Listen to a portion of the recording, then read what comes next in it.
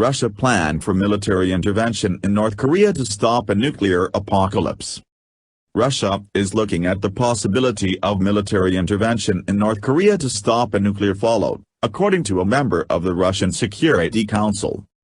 Following North Korea's declaration earlier this week that it now has nuclear capability to target the whole of the U.S., Russia's Security Council Secretary Nikolai Patrushev has confirmed Russia is considering its options. Mr. Patrushev admitted that Pyongyang's actions had put Russia at risk due to the potential of an outbreak of war.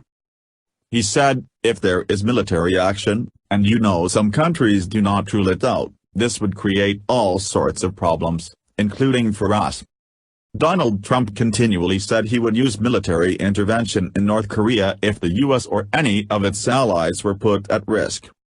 Addressing South Korea's National Assembly in November, Trump insisted that the U.S. would not be intimidated by Kim Jong-un's rhetoric and called for other countries to respond to the twisted regime's threats with the sign of military force.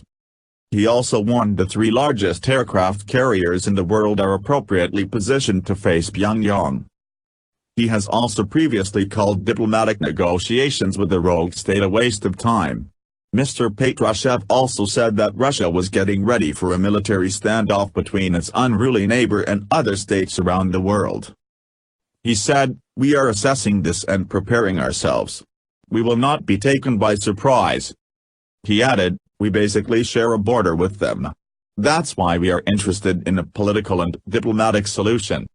Tensions between North Korea and the U.S. have risen in recent months as Mr. Trump and his Korean counterpart have taken part in a war of words. Addressing the UN in October, Trump called Kim Jong-un Rocket Man on a suicide mission and vowed to totally destroy the corrupt nation. However, the rhetoric between the two nations heated up earlier this week following another missile test by North Korea. The North Korean missile was fired eastwards from the Hermit State. The missile landed about 210 kilometers west of Japan's Kurokujima Island, Tokyo said. Japanese media reports the missile was in the air for 50 minutes, indicating a very high-altitude flight path. It traveled east for around 620 miles into an altitude of 2,500 miles before crashing into the Sea of Japan. The Korean Central News Agency made a statement following the missile test in which they bragged that they now had the ability to hit all the U.S. mainland. Trump responded to the new threat by ominously saying, "We will deal with it."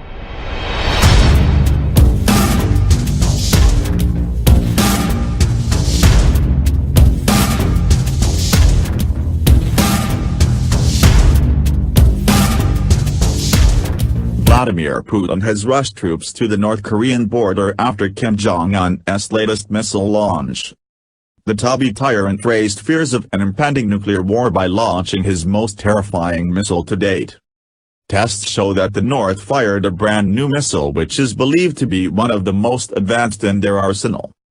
The Hermit Kingdom has now claimed that this missile can hit anywhere in the U.S. And Russian hardmen appears to have reacted by deploying troops to Russia's only border with the north. According to Newsweek, Russian Marines are practicing landing operations at the North Korea after its ICBM launch. They're naval infantry, and are reported to have conducted an amphibious charge, simulating an attack on the North. Pacific Fleet spokesman confirmed to State News RIA Novosti that the training exercise took place on the Clerk training range.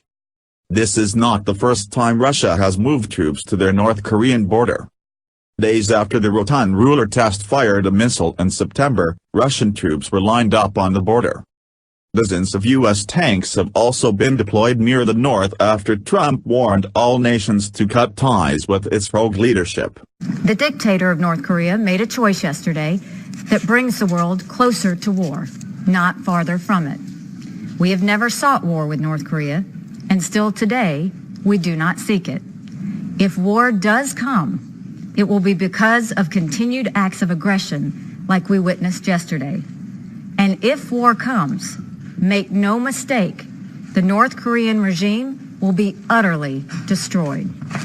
The nations of the world have it within their power to further isolate, diminish, and, God willing, reverse the dangerous course of the North Korean regime. We must all do our part to make that happen.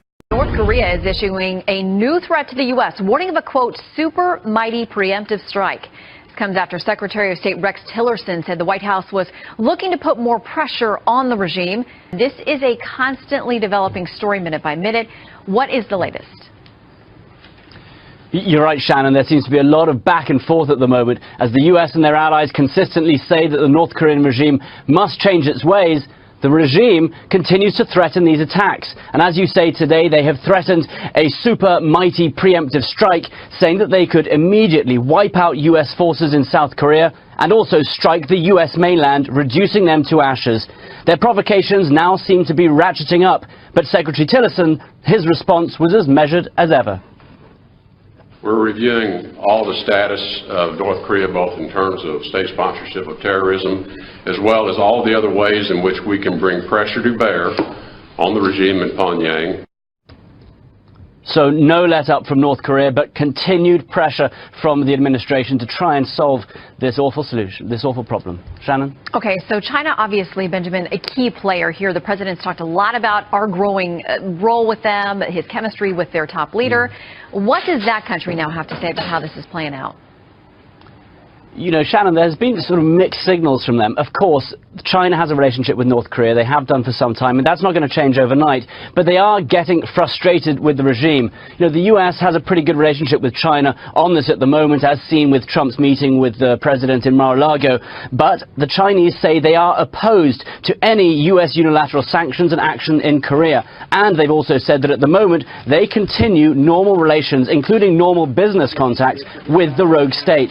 Meanwhile, the U.S. and South Korea continued joint exercises named Max Thunder to serve as a deterrence as tensions mount. About 100 aircraft, including F-16s, took part in the drills aimed at checking the Air Force's air battle and surgical strike capabilities in an emergency situation. So very tense situations in the Korean Peninsula, but the U.S.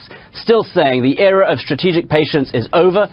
All options remain on the table. 평화를 사랑하지만 절대로 We are seeking peace, not begging for it. We will defend the peace and security of our nation by our own might.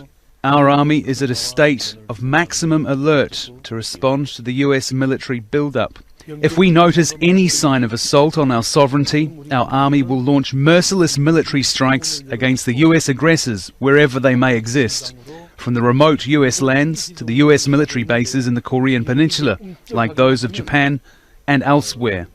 The recent US maneuvers and the previous ones, which the US keeps saying are annual defensive routines, have revealed the hostile intentions of the US. Those moments fall within the scenario of preemptive strikes that are directly targeting our supreme command and strategic positions, like our missile and nuclear capabilities. The new Trump administration should look to the world with open eyes. The time of dictating orders by brandishing the US military might has gone. If those businessmen in power in the US thought they could intimidate us with military or sanction threats, as the Obama administration used to do and failed, they will soon find out such threats are useless. Unless the US abandons its hostile policies against North Korea, there will be no chance for any future bilateral meetings at any level. It is a prerequisite that Washington gives up those antagonistic policies against us. The six-party talks aimed at making the Korean Peninsula free of nuclear weapons were throttled at birth. They no longer exist. The nuclear weapon in our possession is not an illusion. It is not a commodity that can be traded for American dollars, nor is it for sale.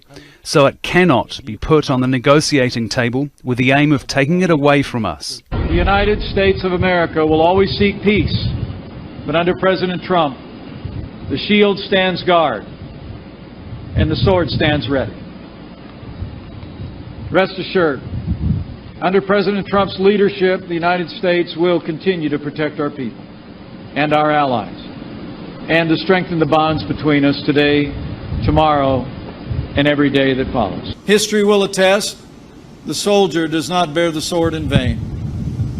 And those who would challenge our resolve or our readiness should know we will defeat any attack and meet any use of conventional or nuclear weapons with an overwhelming and effective American response.